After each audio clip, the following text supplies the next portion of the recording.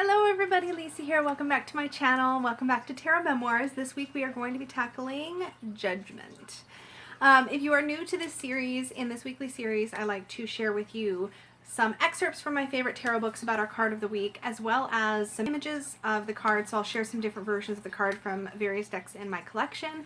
And I will also share how I think this card shows up for me in my day-to-day life. So ways that I think the energy of this card relates to me personally, and I think that that is really useful. If you enjoy this series, remember to click the like button and subscribe if you're new here and want to be notified. Nope, I keep doing that. Subscribe if you just want to see my videos come up in your feed, and click the notify bell. YouTube has so many things to click. It really does. But the notify bell does sometimes come in handy if you want to be notified that I'm going to go live with free tarot readings, or if you just want to be notified when I put new videos up. Currently that's Tuesdays, Thursdays, Saturdays, and Sundays. Schedule subject to change depending on when you're watching this video, but I typically put out quite a bit of content, and so hang around with me and we'll see what we can do together. So that being said, I'm going to just dive right into it. Judgment is a card. And I had a really complicated relationship with it for a long time, because to me, it always depicted this idea of like this last judgment and are you going to get into heaven or not? And it just felt very dogmatic and blah. So I had a really hard time reading it for a long time. And then I recognized, and this is really for me, it was through working with different decks and seeing different images and how they depicted this card, which hopefully that will also be helpful for us when we're going through those together. But I realized that this card for me was more about leaving an old life behind and stepping into a new life, usually one that is more evolved in some way or represents some kind of personal growth. So we're going to dive into some excerpts and see how that shows up, or different authors' takes on this idea of judgment. But once I sort of wrapped my head around what this card meant to me, it made it a lot easier to apply it to my life, but also to read with it when I was reading either for myself or for clients. So with that said, let's get right into it. I like to start with Rachel Pollack's 78 Degrees of Wisdom. I highlight the crap out of this book. I put sticky notes in it. My copy is old and beat up, and that's fine. It's just the way I like it, but it's very well broken in, and I've got like little tabbies, and it's fantastic. But let's get into some of the things I've highlighted that she has to say here about Judgment. There's actually a fair amount, because this was a card that for me was difficult to work with in the beginning. So I needed a lot of help. So let's start here. This idea of judgment as a call to rise to a more meaningful existence has its analogs in more ordinary situations. Sometimes in life, a person can come to a crossroads. Notice the cross in the banner. So she's referring to here the cross on this angel's banner as being a reference to being at a crossroads, where a decision is required on whether to make some great change. And sometimes it can seem as if something within the person has already decided, and the only choice left to the conscious self is to follow with the appropriate action. The old ways of believing and thinking, the old situations, have died without ourselves even noticing. And I love the way that that is written. To me, it really solidifies what this is all about. It's like, yeah, there's a change that needs to happen, or has already started to happen, whether you like it or not, and all you need to do is accept it and move with it instead of fighting against it. At least that's one of the things that pops into my mind. We call the card Judgment because, like justice, it involves coming to terms with past experiences as a part of going beyond it. Now, I'm going to pause right now. If you are new to tarot and you keep mixing up judgment and justice, you are not alone. So the fact that it kind of compared the two made me a little squeaky for a moment there, because I was like, dang it, it took me so long to not get the two cards mixed up, because they both start with J. And I had difficulty with both of them and reading with them for a while. So anyways, just wanted to validate those of you who may be having the same experience. You're not alone. It's a thing. Anyways, the child in front, that's this one right here, stands with his back to us. The new existence is a mystery with no way for us to know what it will be like until we experience it. The child's hidden face also implies that we do not really know ourselves, and that we cannot until we hear and respond to the call. And this is really cool. It's like, okay, yeah, it's time to step into a new level of existence. That's what the call is. But until you actually do it, you're not going to know what it's going to be like. You're not going to know what that experience is going to be like. And I think that's what that's talking about, and I really like that. In divinatory readings, the card of Judgment carries a special significance. Whatever else is going on around you, there is a push, a call from within to make some important change. The change can refer to something mundane and immediate, or to an entire shift in the way a person looks at life, depending on the other cards and the subject of the reading. The important thing is the call. In effect, the person has already changed. The old situations, the old self, have already died. It's simply a matter of recognizing it.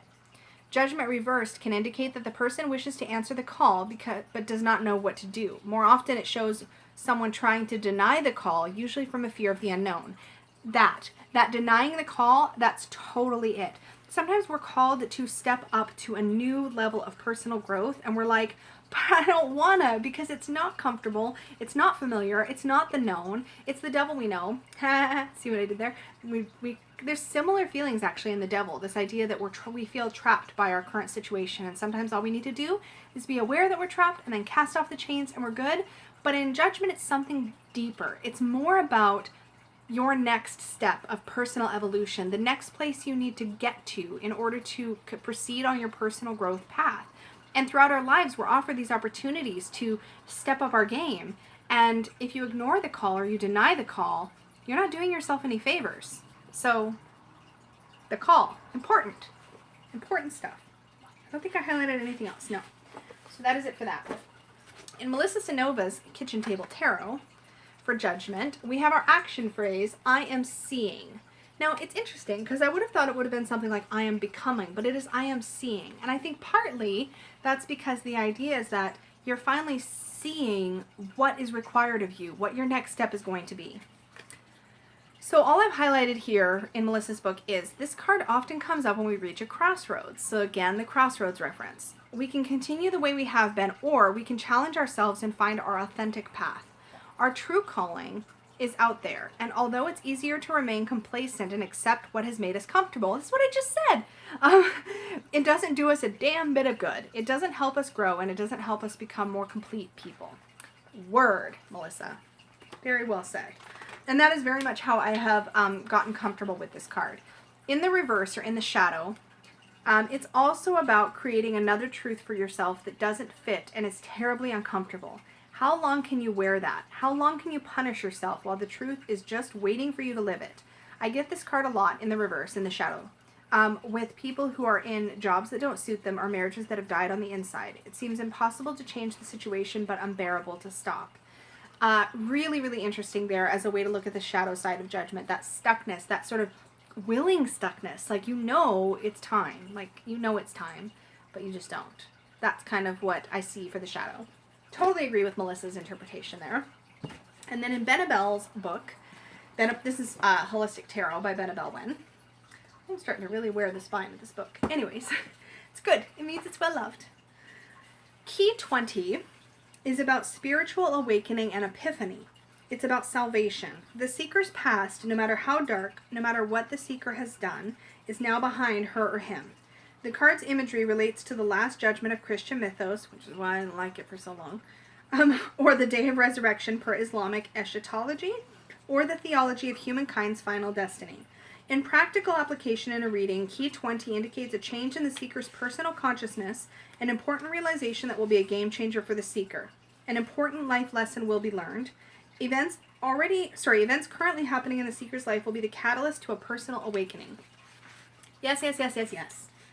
The people depicted on the card rising from coffins would suggest a resurrection. And I really like that she addresses the coffins specifically here, because most cards do show that sort of imagery. The seeker may have recently transitioned from the end of one critical phase into a new one, and the experience of that transition and transformation has brought to the seeker a great sense of awakening and understanding. So usually there's been that aha moment when you sort of step into the light of who you really are at that point in your life. And a lot of times I think Judgment is because we have outgrown something. We've outgrown a job. We've outgrown a relationship. We've outgrown a habit. We have outgrown something, and the call has now been to step into the truth of who we are now, not who we've believed ourselves to be for so long. And in reverse, Benabelle says, in practical application, Judgment in reverse indicates that the seeker has made the wrong judgment or opinion about a matter of great significance. The seeker has misinterpreted the facts or evidence presented and has arrived at the wrong conclusion. I don't know how I feel about that. I'm kind of on the fence about that particular interpretation, but it does make logical sense to me, so I get it. Let's look at some card images and see how different decks have sort of shown this idea. So first we have the Crystal Unicorn Tarot. This is like identical, just prettier and with unicorns. So same symbology, same idea. pretty verbatim here. Appreciate the prettier imagery. Yay. When I really just want like a Rider-Waite clone, this is the first one I think of because it's so close. It's just got unicorns instead of people, which is nice. Then we have in the Wildwood Tarot, the Great Bear. And this really speaks to this idea of rebirth and this idea of going through a, what's the word? Like an initiation. A lot of times in Celtic or earth-based spirituality, there's this symbolic almost diving into like womb and coming back out again. So there's this opportunity to be reborn into a new reality, and I think that's kind of what we're seeing depicted here. But I do have more study coming up for this deck as well this year, so I'll find out. Mythic Tarot. Very, very similar idea here. I'm suspecting that's maybe Hades and this is the underworld, but I don't know because I have to study this deck too. But we shall see. I do like that we still get the idea of people coming up from their coffins, because at least it kind of has that visual that we need. Love, Judgment from the Sun and Moon, and the way that this card is, or this horn is kind of sprinkling down and taking hold of these people and lifting them up is kind of what I envision. Almost like an alien ship sucking you up in the tractor beam. Am I a total nerd for having made that reference? Probably, but that's what it makes me think of. In a good way, in like a light way. In Shadowscapes, I love this too. Similar. That similar tractor beam effect. The call has happened and these souls are sort of rising up. Love, love, love. Judgment here. The lemniscate, or these two overlapping circles, is highlighting this figure who is coming up or answering the call.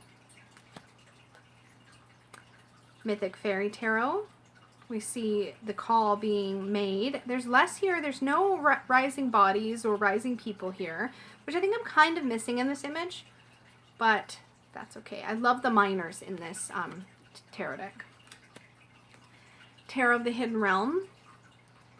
This feels like you're being given this gift, this opportunity to step up, to embrace this new way of being. Are you going to take it or not? That's what that feels like to me. Very vivid. Judgment in the Deviant Moon Tarot. These people, and this deck in general, I feel like tends to, for me, show more of the shadow side of the cards. I do see here people that are resisting the change for the most part. This figure seems like he's like, all right, well, maybe I'll answer the call. These people feel a little more resisty, especially this person here in the foreground. It's like, no, but I don't want to, so he's turning away. And so I definitely see more of the shadow pictured here. I love this image from Prismavision's Tarot. There's that swirling call. This door is open and there's this beautiful light and you're being invited to step forward and into the light. Step into the light. That's kind of what that makes me think of. But it's very vivid to me and it makes perfect sense. You are at a crossroads. Are you going to step into your new truth or not? Judgment from the Tarot of Dreams by Ciro Marchetti. I might be pronouncing his name wrong.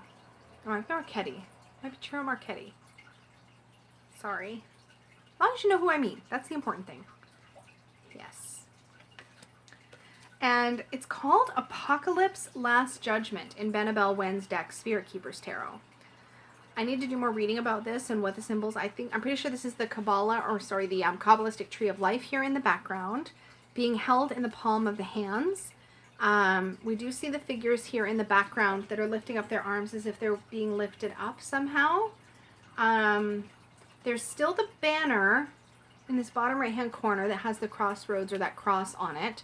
There's also a lion here in the foreground. I would need to do some more studying on this one to understand all the symbology present, but understanding the term apocalypse makes some sense in a way, because in an apocalypse, your new reality is your new reality, and you adjust or you don't adjust. You accept or you don't accept.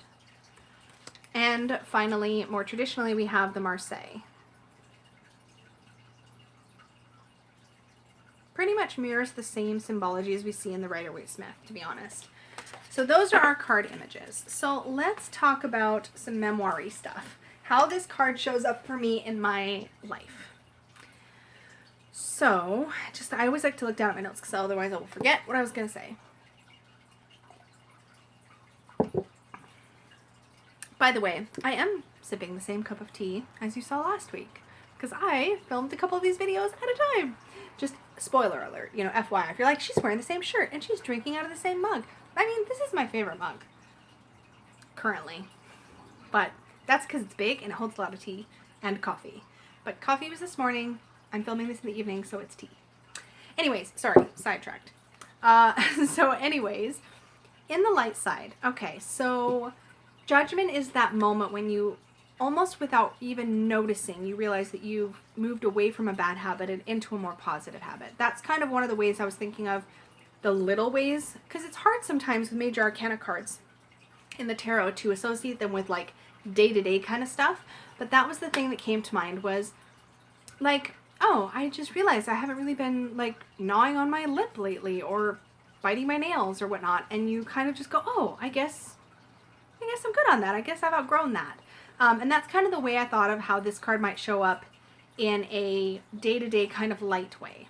And in a shadowy way, it's kind of like when you notice that same bad habit and you're like, I know I've outgrown this, but whatever, I don't want to deal with it. And so you kind of just give yourself permission to do it anyways. Peggy's going to watch this and be like, ha, ha, because I do chew my nails and stuff. But most of the time now when I'm conscious about it, I actually do much better. But the mindfulness comes and goes. So shadow side is, I think, when we sort of know better, we sort of know this isn't where we need to be anymore, we've outgrown this particular thing or this situation or this habit or whatnot, and we do it anyways. We're kind of like, no, I'm going to be oblivious because it's easier. That's how I think it shows up day to day in a shadowy way. In a big way in my life, probably my biggest judgment moment to date was I had been in a particular relationship for almost a decade, and it was a relationship that I had long since outgrown in a whole lot of ways and for a whole lot of reasons. A lot of that was stuff that was happening in my own self. And to a certain degree, I'd known that for a long, long time. And then something happened where I was kind of forced. It was that call. It was like I had this like little, it was like almost like a straw that broke the camel's back, but it wasn't negative like that. It was very much more like I finally awoke to the truth. And so I had this moment of going, oh, like this doesn't serve anymore. This isn't who I am anymore. I have outgrown this relationship. This isn't who I am. This isn't the life that I am meant to be living. And for the first time, I think, in my adult life at that point, I did this with no safety nets. So I made this decision without getting advice from other people, without running it past someone, without, like, I really trusted that it was time. And so I addressed that with my partner at the time and said, you know, this is where we're at. And it was hard because we'd been with each other for almost a decade. But it didn't seem to matter.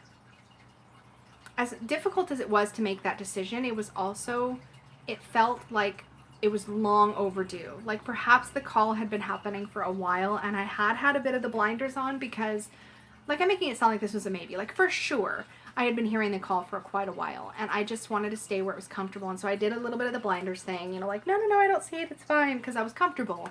And, you know, I was enjoying the status quo. There was some stability there that I appreciated, such as it was. And, you know, then a point came when I was like, no, this isn't me anymore. And stepping fully into the light of that truth ended up putting me on a path to grow personally by leaps and bounds in a number of ways and for a number of reasons. But had I continued to deny the call, I would be in a much different place right now personally and from a growth perspective. So I really appreciate that I was eventually able to heed that call and step fully into the light of who I really was at that point.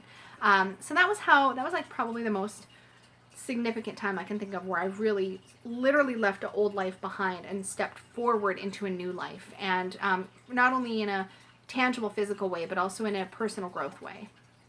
So I would love to hear how the Judgment card has shown up for you in your life. If you are comfortable sharing, please leave a comment down below. Maybe this card has stalked you last year or has been stalking you recently and you've you know, something has clicked for you in place during this video with different pieces I've talked about. I'd love to hear that too. I love that kind of feedback. Or if you know anything about the Greek myth in the myth card, in the Mythic Tarot, or anything like that you want to share, please do. I also encourage you to engage with this content in any way you feel comfortable, whether sharing your own judgment experiences or talking with us in the Supportive Tarot Facebook group about it, or doing some journaling. And I do always like to share a few journal prompts from Andy Matzner's Journaling the Tarot, which is a fantastic book of nothing but journal prompts. There's nothing to read. It's just literally journal prompts for every single card in the tarot. It's fantastic. I love working with it. So I'll share with you a few of those in case you do want to do some journal work about the Judgment card. And here are the ones that I selected out of like 2 full pages of prompts. First, what are you craving? What might be behind those desires? Is there another way to fulfill them? Secondly, what have you been ignoring that you know you need to pay attention to? What are your next steps? 3, what are you now aware of? What are the implications of that awareness? 4, how can you best rejuvenate yourself? And 5, what long-dormant aspect of your life needs to reemerge? Why? So that is it for this week, folks. I will join you next week for our last card in the Major Arcana, which is the World, and then we will be diving into Minors after that. So very excited to have hit this point. I have been doing this series now for, this will be the 20th week. No, this will be the 21st week if you count the Fool. So this has been going on for quite some time. I've really been enjoying it. I have a full playlist of all of the videos, which will come up at the end of this video in the cards, but I hope, or in the little, you know, picture-y things. I hope you have a great day, evening, or afternoon wherever you are, and I will see you all again very soon. Bye!